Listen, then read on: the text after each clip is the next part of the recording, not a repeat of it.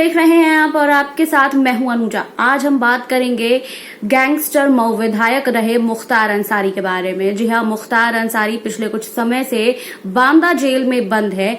आपको बता दें कि मुख्तार अंसारी अपने करियर के 32 साल में 18 हत्याएं कर चुके हैं और जिसके आरोपी हैं। अभी भी उन पर कई केस चल रहे हैं। फिलहाल मुख्तार अंसारी बांदा जेल में बंद है और कोर्ट की पेशी के दौरान वहां पे सुख सुविधाओं की मांग करते हैं। मुख्तार अंसारी आपको बता दें कुछ दिनों पहले ही जेल में जब थे तो उनकी कोरोना रिपोर्ट पॉजिटिव आई थी, जिसके बाद से उन्हें जेल में ही सही ढंग से रखा गया। तब भी मुख्तार अंसारी कोर्ट में पेशी के दौरान हमेशा ये बातें कहते रहे हैं कि उन्हें सही से सुख सुविधाएं नहीं दी जा रही है। साथ ही उन्होंने ये भी कहा है कि वो अपने घर वालों से फोन पर बात करना चाहते हैं।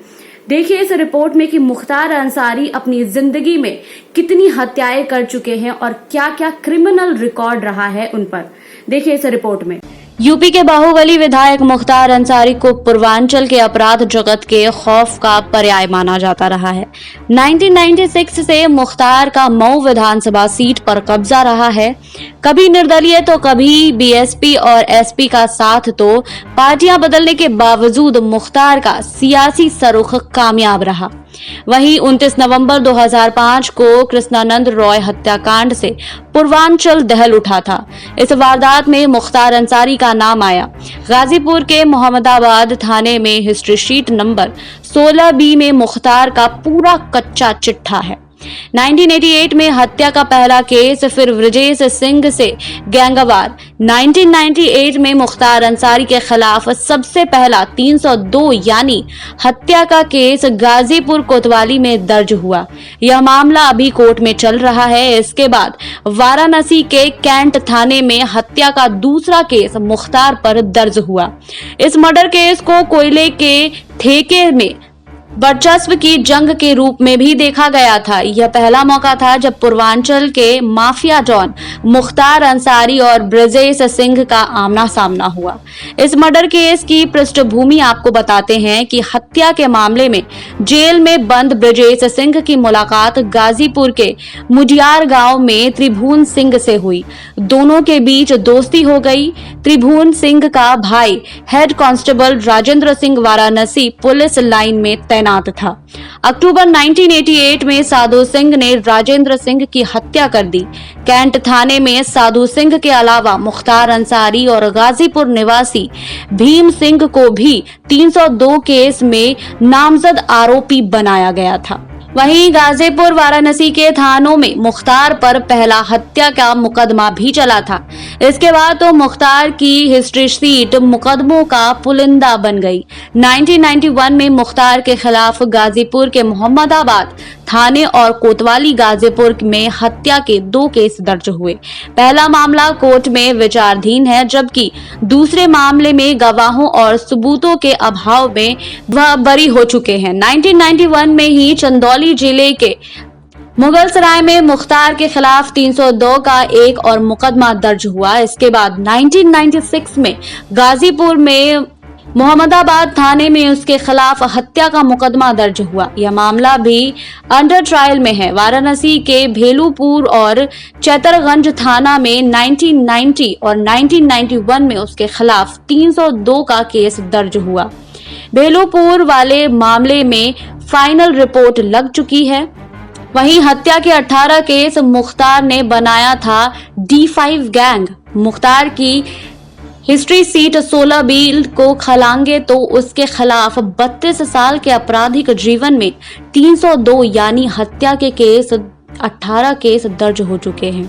वहीं हत्या के प्रयास के 10 मुकदमे दर्ज हो चुके हैं। इसके अलावा टाडा गैंगस्टर NSA और आर्म एक्ट के अलावा मकोका एक्ट के तहत भी उसके खिलाफ केस दर्ज है। मुख्तार ने अपराध की दुनिया में दबदबा बनाने के लिए D5 के नाम से अपना गैंग बनाया था। पूर्वांचल के अपराध जगत के जानकार बताते हैं कि कृष्णानंद रॉय हत्याकांड के बाद यह गैंग बनाया गया। इसी गैंग के सदस्य राकेश पांडे उर्फ हनुमान पांडे को पिछले साल अगस्त में लखनऊ के सरोजनी नगर इलाके में मुठभेड़ के दौरान मार गिराया गया। उस पर 1 लाख का इनाम भी था। इस D5 गैंग में मुख्तार अंसारी, मुन्ना बजरंगी, आनंद रॉय, गौरा रॉय और राकेश पांडे उर्फ हनुमान भी शामिल था। वहीं कृष्णानंद रॉय से मुख्तार अंसारी की क्यों हुई थी रंजिश? 2005 में मोहम्मदाबाद से बीजेपी विधायक कृष्णानंद रॉय हत्याकांड के बाद पूर्वांचल के अपराध जगत में मुख्तार का एक छत्र राज्य हो गया था। कृष्णानंद रॉय की ब्रजेश गैंग से करीबी हो गई थी, जिसकी वजह माना जाता है। वही कृष्णानंद ने विधानसभा चुनाव में मुख्तार के सबसे बड़े भाई सिफगत उल्ला अंसारी को शिकस्त दी थी। इससे मुख्तार की कृष्णानंद से रंजिश बढ़ गई थी। इसी तानातानी के बीच मुख्तार पर लखनऊ से लौटते वक्त उसकी चट्टी के पास हमला हुआ। फायरिंग के दौरान मुख्तार गैंग के कई साथी मारे गए, लेकिन मुख्तार बाल बाल बच गया। 29 नवंबर 2005 को AK-47 की गोलियों से दहला था पूर्वांचल के अपराध जगत के सूत्रों की माने तो इस हमले में सीधे ब्रजेश सिंह के AK-47 से गोलियां चलाई गई थी। वहीं अंधाधुंध फायरिंग में ब्रजेश को भी गोली लगी थी। हालांकि इस दौरान वह फरार होने में कामयाब रहा। इस वारदात के बाद मुख्तार ने किसी तरह कृष्णानंद रॉय को रास्ते से हटाने की ठान ली थी। 29 नवंबर 2005 को कृष्णानंद रॉय के काफिले पर अंधाधुंध फायरिंग हुई। बताया जाता है कि इस दौरान AK-47 से लैस हमलावरों ने 400 राउंड गोलियां चलाई थी। इसमें कृष्णानंद रॉय, उनके गवर्नर और ड्राइवर समेत 7 लोगों की मौत हो गई थी। कहा जाता है कि मुख्तार के निर्देश पर इस हमले को गुरदात प्रेम प्रकाश सिंह उर्फ मुन्ना बजरंगी, राकेश पांडे उर्फ हनुमान पांडे और संजीव महेश्वरी उर्फ जीवा ने अंजाम दिया था। पोस्टमार्टम में रॉय के शव से 21 गोलियां निकाली गई थी। पूर्वांचल के जानकार बताते हैं कि उस दौर में कृष्णानंद रॉय की चोटी का काफी क्रेज हो गया था। हनुमान पांडे ने ही हत्या के बाद कृष्णानंद की चोटी काटी थी। इस बात का जिक्र एक कथित ऑडियो में भी है। इसमें मुख्तार और अभय सिंह की बातचीत है, जिसमें वह भोजपुरी में चोटी काट लीही का जिक्र कर रहा है। मुख्तार पर कई हत्या के मामले चल रहे हैं और फिलहाल मुख्तार अंसारी बांदा जेल में बंद है।